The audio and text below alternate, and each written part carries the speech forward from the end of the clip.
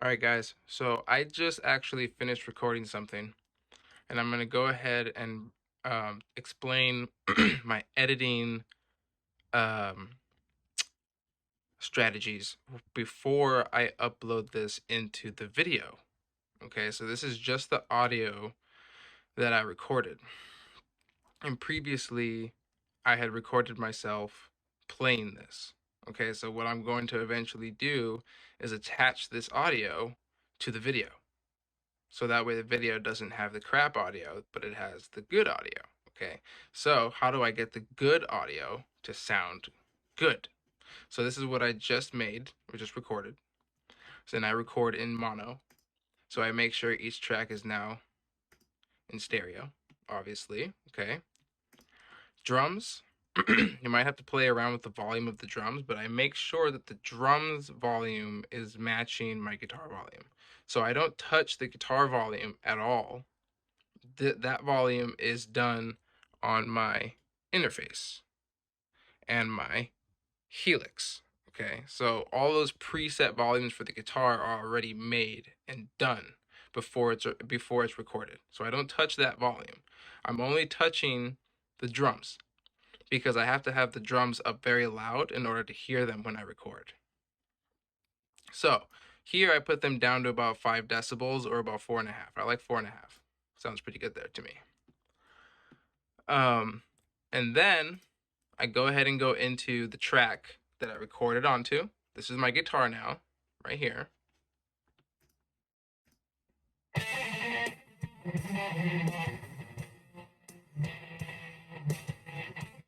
Okay, so when I go into there, now I'm going to go and put in a channel EQ. And what this is going to do, this is going to minimize the extra noise around the guitar and kind of put it in full scope. So in other words,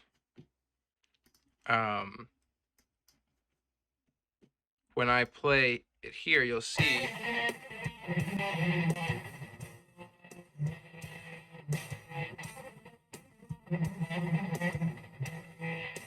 okay, so I'm kind of closing in that space, that unwanted space that's doing nothing.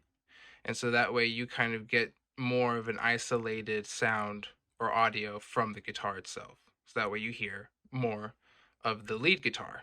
You hear exactly what I'm doing, almost like a microscope looking into the audio, okay? And that's that. That's done. So now, after that, I go right into the factory EQs. Make this super easy for myself and everyone else here. Logic Pro has a really cool heavy mix EQ.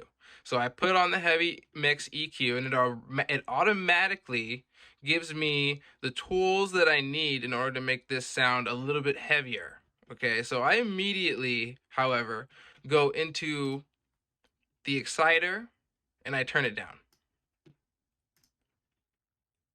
Because all this is doing is really kind of increasing those harmonics that I'm already implementing with the guitar. So I don't need this to do it for me. Then I go into the limiter, which is what makes the sound go up to a certain level and doesn't let it pass that. Okay, so it's kind of like a ceiling.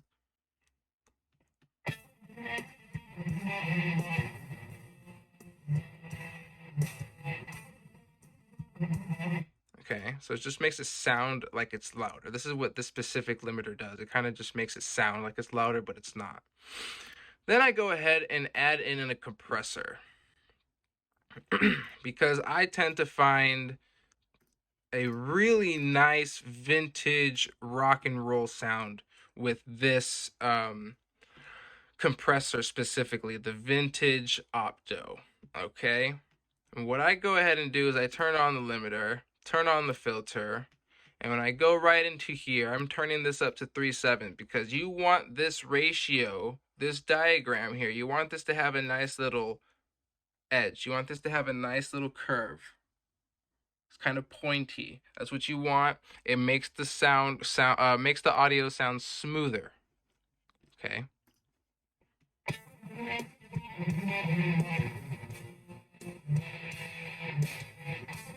turn off the automatic, and so you can manually apply your release.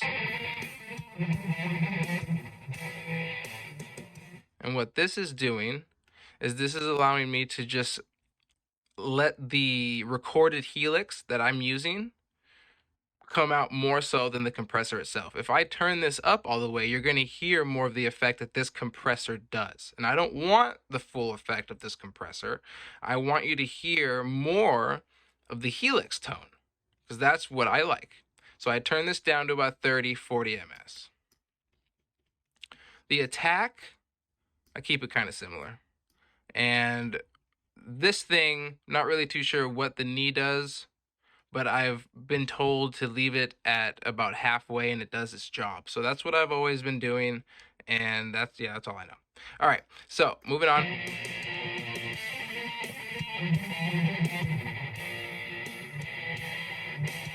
And there you go. That's it. I kind of turned down the master volume just a little bit. That way, when you guys blast it, it doesn't overpower the speakers, and that's pretty much done.